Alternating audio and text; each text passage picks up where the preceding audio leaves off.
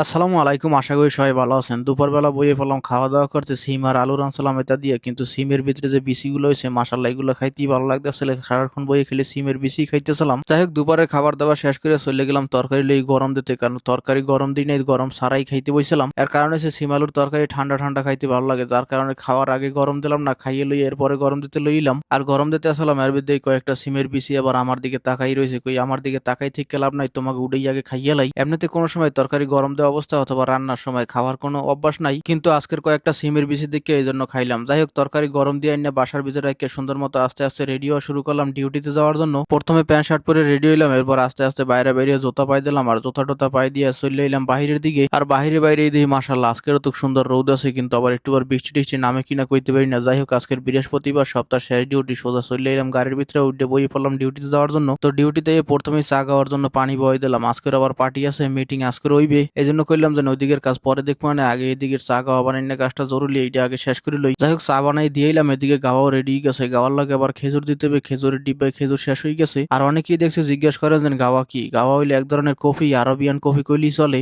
যাই হোক, গাওয়া খাজুর টাজুর সবকিছু রেডি করে দেওয়ার পরে শুরু করলাম গাওয়া যে বানাইছিলাম এগুলোর কেতলিগুলো ধোয়ার কাজ। আর এইগুলা ধুইতে ধুইতে আজকের আবার বেসিং ডারে ব্লক করে লাইছি। যাই হোক, সুন্দর করে বেসিং ডারে পরিষ্কার করে দিলাম। আর বন্ধ হওয়ার কারণে বেশিরভাগ সময় গাওয়ার যে নিচের অংশগুলো ফালাই দিয়ে এগুলো একদম আটকে যায়। যাই হোক, এরপর আবার চলে এলাম মিটিং রুমে। এই জায়গার প্রথম মিটিং শেষ হয়ে গেছে, এরপর আবার লোকজন আইবে, হেরা আওয়ার আগে আমার আবার সবকিছু গুছগাছ করে রাখতে হইবে। আর এই জায়গায় মিটিং হয় মূলত যা বুঝতে পারলাম যে নতুন যে কোচ আছে না, যারা আর কি ফুটবল খেলার কোচ হইতে চায়, হ্যাগো জানিয়ে ট্রেনিং দিতে আছে। যাই হোক, আজকের বৃহস্পতিবার আর হ্যাগো ট্রেনিং এরও শেষ দিন, সামনের সপ্তাহ হইতে আবার সবকিছু শেষ হয়ে যাইবে, আমারও কাজ কাম একটু কমবে নেই। যাই হোক, সবকিছু গুছগাছ করে আইতেছিলাম, এর ভিতরে ডোনাটের প্যাকেটের ভিতরে দেখি এক পিস। কই এই পিস এই জায়গায় রেখে কোনো লাভ নাই, এটার আমার পেটের ভিতরে জায়গা করে দেই। যাই হোক, এবার সবকিছু গুছগাছ করে আওয়ার পরে আবার এশারের পরে মিটিং শেষ হয়ে যায়, সেরপর আবার আইলাম ক্লিন করার লাগিয়া। আর টেবিল চেয়ারের উপরে যত ময়লা আবর্জনা আসলে সবকিছু গুছগাছ করে এবার আবার চা যে জায়গায় রাখছি এই জায়গার যত ময়লা আছে এগুলো উঠে খেলাইলাম। আর কেলাগুলো আবার নিচের টেবিলে রাখতে কইছিল, তো আগেই রাখতে দিয়েছিলাম। এরপর আবার সময় দেখি কেলা একটা আবার পিছন দিয়ে বলাইতেছে যে তুমি যাইতেছো কই, আমারে লগে করে লই যাও। কই লইয়ে যাই করবো কি, তোমার এখনই গন্তব্য মতো পৌঁছে দিতে আসি। যাই হোক, হ্যাঁ জায়গা মতো পৌঁছে দিয়ে এদিকে আবার চার পানি শেষ হয়ে গেছে। এক বোতল পানি লই এলাম হিটারের ভিতরে ডালার লাগিয়ে। চা গাওয়া তো আমি বানাই দিই ওইদিকে মক্তবের ভিতরে, হে জায়গায় তো খাই, কিন্তু এ জায়গায় আবার হ্যাঁ খাওয়া লাগে, যার জন্য হিটারের ভিতরে পানি দিয়ে দিলাম। ওইদিকে পানি দেওয়ার পরে এদিকে আবার মক্তবের চা গাওয়া শেষ হয়ে গেছে, হ্যাঁ জন্য আবার চা গাওয়া বানাই দিয়ে এলাম। এদিকে আমার জন্য আবার একটা স্যান্ডউইচ রেখে দিয়েছিল দুপুর বেলা। এখন বাজে রাত 3-9টা রয়েছে, একদম ঠান্ডা হইয়া প্রথমে এটারে গরম করলাম। যাই হোক, এটারে কি জানি এটার ভিতরে দিয়ে গরম তো করে লইলাম, কিন্তু গরম বেশি হয়ে গেছে, এখন আবার খাইতে পারতেছি না। তারপরও আস্তে আস্তে ফুয়াই ফুয়াই অর্ধেক পরিমাণ খাইলাম। এদিকে আবার আমার জন্য একটা পেপসি রেখে দিয়েছিল, আমি কই পেপসি খাই না, আমি একটা 7 আপ লইয়াহি। তাই যাইয়া চেঞ্জ করে আবার একটা 7 আপ লইলাম। আর এদিকে দেখি যেন রাত্রি 9টার উপরে বাজে গেছে, আমারও ডিউটি প্রায় শেষের দিকে। তাড়াতাড়ি করে খাওয়া দাওয়া শেষ করে রাত্রির 10টা বাজে ডিউটি শেষ করে চলে এলাম বাসায়।